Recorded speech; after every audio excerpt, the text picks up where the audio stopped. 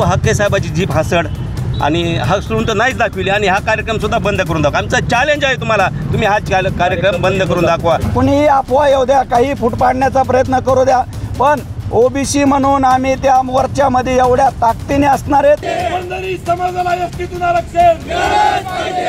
आरक्षण मिळालंच पाहिजे. समाजाला एसटीतून आरक्षण मिळालंच पाहिजे. कोण म्हणतो देणार नाही, घेतल्याशिवाय राहणार नाही. कोण म्हणतो देणार नाही, घेतल्याशिवाय राहणार नाही. आरक्षण आमच्या हक्काचं, नाही कुणाच्या बाबा की जय. राष्ट्रसंत भगवान बाबा की जय. राष्ट्रसंत भगवान बाबा की जय. आरक्षण आमच्या हक्काचं, नाही कुणाच्या बापाचं. आरक्षण आमच्या हक्काचं, नाही कुणाच्या बापाचं. एसटीतून आरक्षण मिळालंच पाहिजे. समाजाला एसटीतून आरक्षण मिळालंच पाहिजे. कोण म्हणतो देणार नाही, घेतल्याशिवाय राहणार नाही. कोण म्हणतो देणार नाही, घेतल्याशिवाय राहणार नाही. आरक्षण आमच्या हक्काचं, नाही कुणाच्या बापाचं. आरक्षण आमच्या हक्काचं, नाही कुणाच्या बापाचं. देणार नाही, घेतल्याशिवाय राहणार नाही. देणार नाही, घेतल्याशिवाय राहणार नाही. वंजारी समाजाला एसटीतून आरक्षण मिळालंच पाहिजे. अमर रहे, अमर रहे. आमच्या हक्काचं, नाही कुणाच्या बापाचं. कोण म्हणतंय देणार नाही, घेतल्याशिवाय राहणार नाही. वंजारा समाजाला स्वातंत्र्य महामंडळ मिळालंच पाहिजे. आम्ही भगवान बाबाच्या चौकात निदर्शन करतो, आंदोलन करतो. त्याचं कारण अहिल्यानगर जिल्ह्यातील शेवगाव तालुक्यातील थाटेवडगाव या ठिकाणी वंजारा समाजातले 3 तरुण बांधव गेल्या 12 दिवसापासून आमरण उपोषण करतात.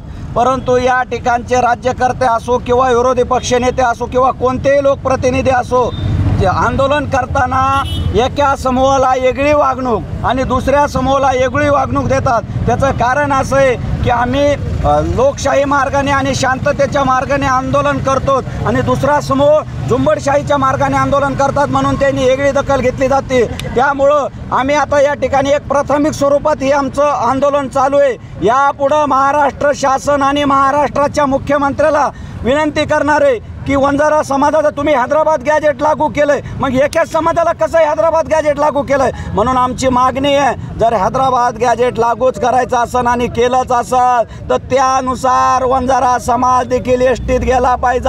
आणि दुसरी मागणी आहे, वंजारी समाजाला एक स्वातंत्र्य महामंडळ मिळालं पाहिजे. आणि हे जर नाही झालं तर आम्हाला एक माहिती मिळाली की रात्री उपोषण मागे घेतलंय, म्हणून आम्ही एक थोड्या स्वरूपात या ठिकाणी आंदोलन करतो. परंतु आमच्या मागण्या येणाऱ्या काळात जर मागण्या मान्य नाही झाल्या तर बीड जिल्हा नाही संपूर्ण महाराष्ट्र आम्ही बंद करणार आहेत. कारण आता आम्ही महाराष्ट्राच्या मुख्यमंत्र्याला आपल्या या माध्यमातून सांगू इच्छितो की तुम्ही खरं म्हणजे एका बाजूला ओबीसी DNA वंजारा समाजाचं मतदान तुम्हाला सगळं पाहिजे, कमळ पाहिलं की आम्ही मतदान टाकायचं, आणि तुम्ही आम्हाला या पद्धतीची जी वागणूक देतात, येणाऱ्या स्थानिक स्वराज्य संस्था, नगरपालिका असेल, जिल्हा परिषद असेल, पंचायत समिती असेल, खरं म्हणजे या मुख्यमंत्र्यांनी आणि या भारतीय जनता पार्टीच्या सरकारने जर आमच्या मागण्या मान्य नाही केल्या तर आम्ही येणाऱ्या संपूर्ण निवडणुकीत यांना धडा शिकवल्याशिवाय राहणार नाही.